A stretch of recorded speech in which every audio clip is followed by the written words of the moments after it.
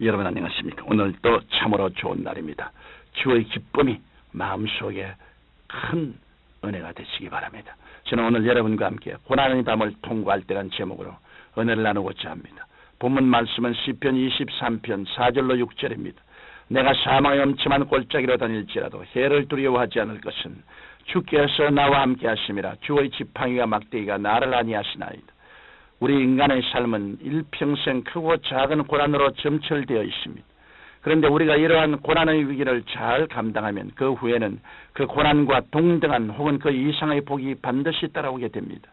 그러므로 저는 오늘 우리가 우리의 삶에서 고난의 밤을 지날 때 어떻게 대처해야 할 것인지 성경의 근거에 말씀드리고자 합니다. 실제로 고난의 밤을 지날 때는 기도하고 회개해야 합니다. 성경 히브리서 12장 5절로 6절에는 또 아들들에게 권하는 것 같이 너희에게 권면하신 말씀을 잊었도다.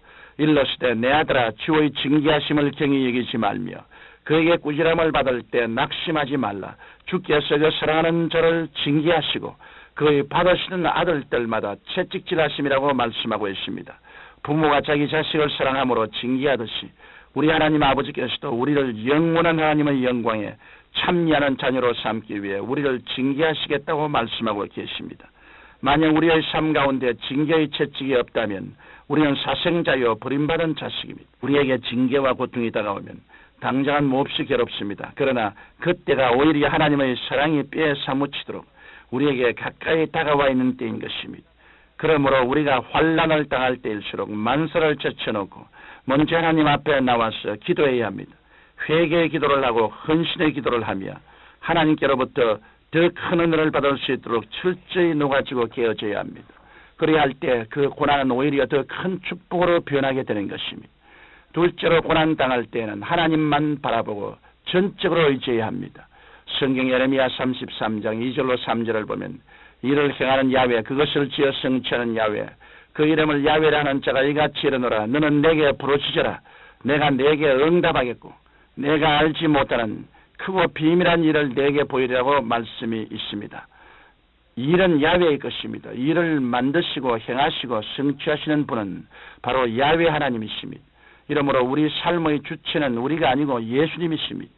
우리는 종의 자리에 있어야 하고 예수님께서는 주인의 자리에 계셔야 합니다.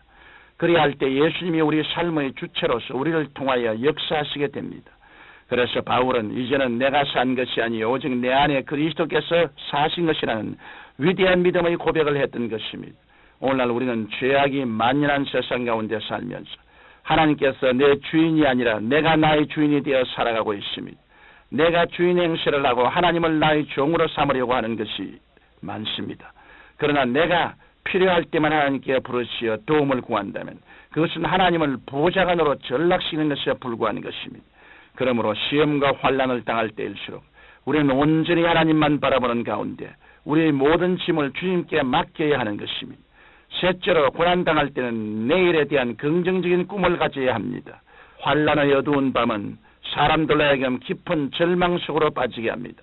그래서 절망이 극심하여 생을 포기하고 자살하려고 하는 사람도 있습니다. 그러나 삶의 가장 어두운 그림자가 데려올 때가 오히려 성령님의 계시를 받을 때인 것입니다.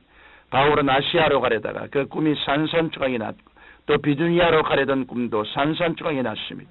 그는 하나님께 버림받은 사람, 성령이 떠난 사람이라는 비난을 받았습니다. 그는 온갖 조롱과 비난의 쓰디쓴 체험을 했습니다.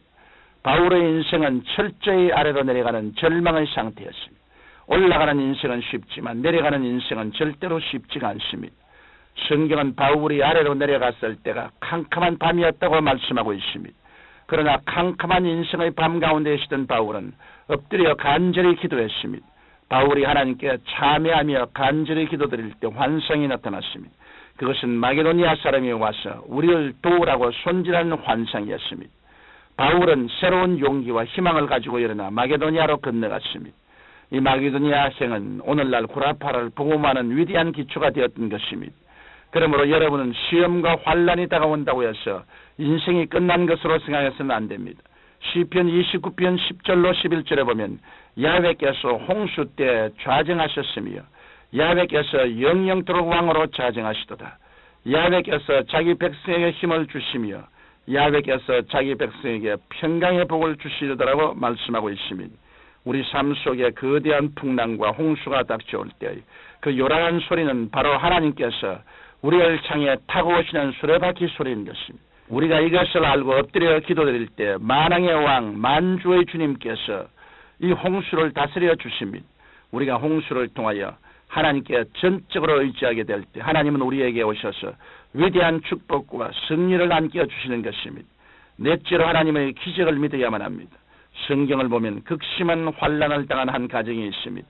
바로 마르다와 마리아의 가정입니다. 마르다와 마리아는 부모를 일찍 여의고 오라비를 의지하고 살고 있던 터였기 때문에 오라비가 죽어 장사 지낸 후에는 깊은 절망에 빠져 있었습니다. 그때 예수님께서 찾아오셔서 그들을 데리고 나사로의 무덤으로 가셨습니다. 그리고 예수님은 그 무덤 문을 옮겨 놓으라고 명령하셨습니다. 그때 마르다는 주여 죽은 지가 나흘이 되었으며 벌써 냄새가 나이더라고 말했습니다. 그러자 예수님께서는 그들을 보시며 말씀하시기를 내 말이 내가 믿으면 하나님의 영광을 보리라 하지 아니하였냐고 꾸짖으셨습니다. 절망적 상황에서 하나님의 기적이 일어날 것을 믿으라고 말씀하신 것입니다. 마리아와 마르다는 무덤의 돌문을 옮겼습니다. 그러자 예수님은 나사로야 나오라고 말씀하셨습니다. 그랬더니 죽은 지 나흘이 지난 나사로가 수의를 동인 채 살아서 나왔습니다. 예수님을 믿는 사람에게는 이런 하나님의 기적이 일어나기 때문에 소망이 있는 것입니다. 우리는 하늘과 땅의 모든 권세를 다 가지신 예수님께서 우리와 함께 하심으로 어떠한 흑암도 광명으로 변화시킬 수 있는 것입니다. 우리는 기도를 통해 놀라운 기적을 기대할 수 있고 이 기적은 우리에게 새로운 소망을 갖게 해주십니다. 예수 그리스도를 구주로 모신 여러분, 여러분의 생애 속에 하나님의 기적이 일어날 것을 믿지 않는다면 주님께서는 여러분을 꾸짖으실 것입니다.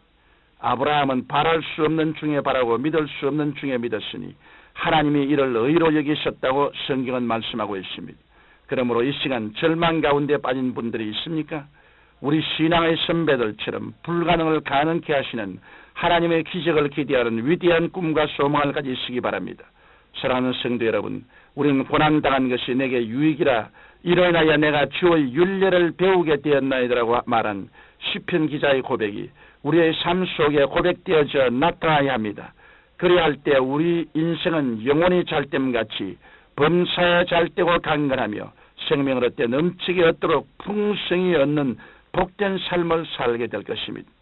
거룩하신 하나님 우리 아버지, 우리가 시험의 밤을 지나고 환난의 골짜기를 지날 때 낙심하지 않게 도와주시옵시고 하나님을 바라보고 끝까지 긍정적이고 적극적인 믿음을 가질 수 있도록 도와주옵소서. 예수님 이름으로 기도드립니다. 아멘.